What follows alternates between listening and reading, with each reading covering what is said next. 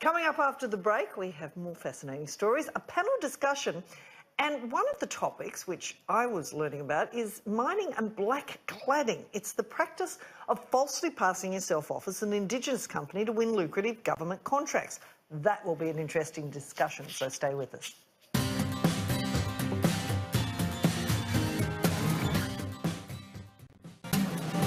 Now, back live with Mundine Means Business. Welcome back to Mundine Means Business. It's now time for our panel discussion. Joining us in Sydney is Crystal Kinsella Christie. You've got an ad on there, and the Director of Indigenous Professional Services.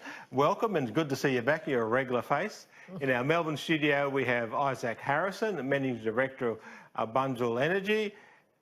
New face, welcome Isaac. And in Perth, we have Tammy O'Connor, Director of Kinkara Group, also an old face on the show. No, not an old face, I should say, but welcome to see you back again. And thanks for joining us all.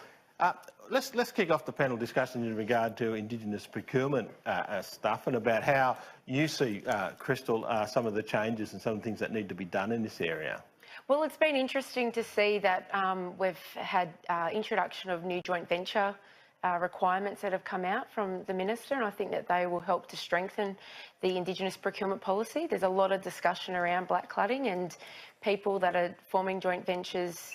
Yeah, just explain to us a bit, that term black cladding. I know you all know what it means. Yeah. I hadn't heard it, so can you explain what it is? Well, I guess it's sort of like a black facade. So there's an Indigenous business person and it's... So you just put up a front person to make it look like Indigenous? A front person to make it look like it is. And don't they check, though, to see if it's a genuine Indigenous? Well, you would assume that people would be We're talking government. Well, you'd assume that people would do their due diligence. They'd be looking to see if someone's registered or certified with Supply Nation. That'd be the first thing. But, yeah, unfortunately, there are some businesses that are getting through the door and creating issues for other businesses where there are genuine joint ventures that are coming forward that are proving to, want to do things the right way. Yeah. So Isaac, in regard to this problem that we're having, I know at the beginning they just wanted to get the policy up and get it out there and make things happen. And some people have been trying to take advantage of that. So what do you think needs to be done and moving forward in this area? Yeah, look, there's nothing wrong with a good JV. It comes down to the motives of the two parties. We meet a lot of tier one in construction who wanting to work with Indigenous businesses, but they don't have the capability. So, and a lot of Indigenous people don't want to upscale and become a medium-sized or even a large sort of organisation. So they're sort of pushed to the side, and then it makes room for a lot of these guys who are coming in as a rebranded version of a current company, which doesn't really build equity for the Indigenous people. So, yeah, just looking closely at if there's actually control in the organisation from Indigenous leaders. But what most important is the equity going back to Indigenous people, because once the work's done, what's there, what's the next contract sort of thing. And Sammy, you've been involved in this area for a while. So what's your experience in moving forward? I've got a lot of experience with the joint venture side and the black cladding. I guess I was one of those Aboriginal businesses out in the beginning that, got involved with the company that I won't name, and it did come down to black cladding, because with all the native title stuff in the mining companies, you had to be involved with a traditional owner business to get an opportunity out in the mine site. So a lot of people just ran out and grabbed a hold of a lot of people and took them into a joint venture, and they just didn't do it right. So, it took me a while to get involved, and now I guess I am involved with the company that, if I look back how it was before, it's a lot different. Like, I'm more involved. I'm supervising one of my contracts out at Solomon. They're sitting down and going through the P&Ls with me, going to meetings. I guess when I first started in a joint venture, I was that excited that I was going to get this opportunity, and they sort of give you this big name and a business card, and they take you to a couple of meetings, and then they sort of don't involve you and tell you, you don't have to come along, or you don't have to do this. And when they bid the work, they don't have you part of the bidding and stuff like that there, and they're putting it in their own company. So you've got to watch out for that. Can I just ask you all, I guess what you're saying here is we talk a lot on this show about the opportunities in mining and how it's taken decades, and now we're seeing where it's going, and companies like Warren's today. But are you saying that now defence is the next area where the opportunities are, that a bit like mining, it's taken a while, but now rather than just having Indigenous people in the companies and in the areas, the actual companies, the opportunities are for Indigenous-owned companies. Is that what you're saying? Most definitely. I actually did a report for the Centre of Defence Industry Capability early this year that had a look at the barriers for Indigenous businesses entering defence. And, you know, one of the things that the report did identify is that, you know, the size and scale of the opportunities sometimes puts a lot of pressure on Indigenous businesses. And so joint ventures in a lot of respects are an opportunity for them to gain technical expertise, gain the size, gain the capital investment, the technology to be able to help them to be able to meet these types of contracts. Yeah, look, I agree with Isaac and the rest of you. I don't have a problem with joint ventures. As people know, I'm involved in a big mining one and that. But it is about, you know, you've got to have your hands-on approach. You've got to have making sure that the profits are going back, you know, at least 50-50 to those Aboriginal groups, and also and the other important part is about the employment. How you are not only bringing Aboriginal people into work in those companies, but also about skilling them up. So, for instance, in our company, we've already identified a person who will be taking over as managing director over the next couple of years. These are the things that we need to have there, so that the Aboriginal group, and also the board, you know, the board's got to be properly set up as a commercial board where those Aboriginal people have a strong say in what's happening. Yeah, well, it's exactly as Isaac said. It's about the control element that needs to be, you know, discussed. And I think in really promising joint ventures, it's a two-way transfer of skills and knowledge.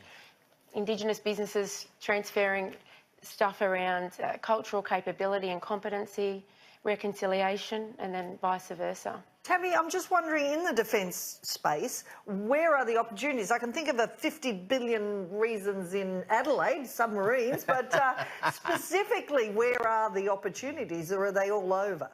Like, I mean, I think you're doing some land-based, there's some special ones in Western Australia, I think, to do with transport boats and things.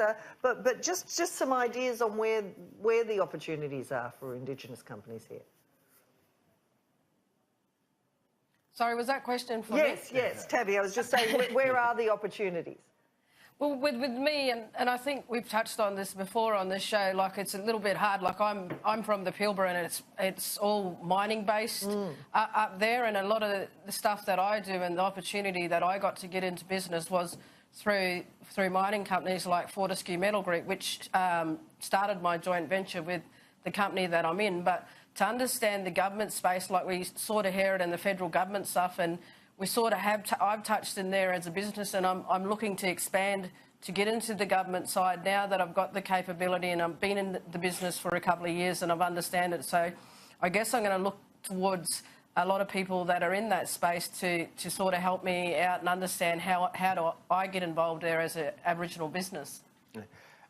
Yeah, and we also got to look at, in Isaac, we've got to go beyond just thinking about, you know, like the $50 billion boats. I can't get past it. You know, you may not be a boat builder, but there are other things that come along with that. They've got to have cleaners, they've got to have electricians, they've got to have energy suppliers like yourself, and so are they the opportunities that we're talking about? Yeah, so we've done work for Australian Submarine Corporation, and because the Indigenous business place is quite, it's still quite young, it's maturing, its early stages, there's a lot of capability that we just didn't know that we needed to have. So it's been an adventure for us, and with myself and my co-founder, we actually looked to other Indigenous businesses, funnily enough, who have had success in the defence, just like any other capability network would. And we find there's a real camaraderie with other brothers and sisters who are Indigenous, who want to help each other out. And we find that that's actually our best way going forward. And Supply Nation do really well to sort of facilitate introductions. You know, people want to go there to get close to buyers. But we find that meeting other Indigenous businesses is just as valuable. In fact, some of our jobs today, I could put a figure on that came through introductions from other Indigenous businesses. So it is a journey, and you've got to be in it for the long run. And that's what us Indigenous people are sort of getting our heads around because of, you know, the handout mentality. But now is the time for Indigenous businesses to really sort of stand up and work together and start going back to what our ancestors did, and that's, you know, work the land. Yeah. So. Yeah, just finishing up in time, that defence is a great area, but they're also, you know, looking at New South Wales, something like $90 billion worth of infrastructure contracts going out there, and there's great opportunities for us, and they've got what they call the APP, the Aboriginal Procurement Policy. We need to. How do we get people in front of that? Yeah. In front of the APP? Yeah. Oh, we've got to raise awareness, I think. And it's on both sides. It's with Indigenous businesses about the opportunities, but it's also within government. They've got to understand how to engage with us as Indigenous business owners, and they've also got to make sure that the procurement processes are conducive to help and support Indigenous businesses to be able to, you know, tender appropriately. And yeah, I think it's a two-way kind of education. And shows process. like this. And shows like this. We've got to get more of this show. For 8 million people out there who watch our show. Now, look, we could talk about this all day, and look, and having incredible panellists like yourselves on. I'd like to thank you, Tammy and Isaac and Crystal, for coming on again. But time's run us out, and so I'd like to thank you for being on the show. And again, of course, I'd like to thank my co-host, Janine Perrott, for joining us. You know, we missed her last week, but she's back again. And goodbye, and catch up next Sunday for Mundine Means Business. Mundine Means Business, proudly presented by West